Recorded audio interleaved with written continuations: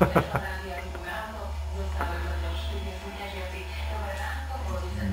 takto vypadá tá hruza do spodu. Keby som vedel, že by som sa aj nezavolal.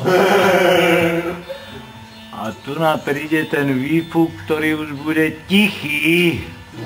Ty by sa kúpali potom aj tak. Počuj, ale ja som mal telefón vo vrecku a kľúčiky od auta. A telefóny by ma nesrali, aj tie kľúčiky od auta boli horšie. Že nemáš druhé. No. Koľko by to bral? No, vidíš. Býva mi aj 10 na kolega. Takto vypadajú turbo kachle veterinár. Veterinár a inseminátor. Na to si zajímavý podľa.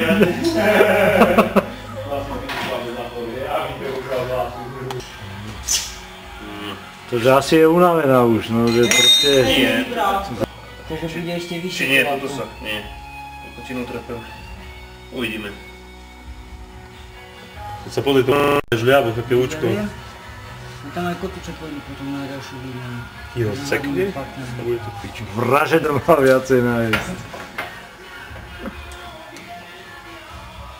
Nemám sa ja zavesiť ešte, budeme mať... Kebyže mi dáš pajser... 80 kg dohromady obidvaja. Slavec, ty si ako pavúk.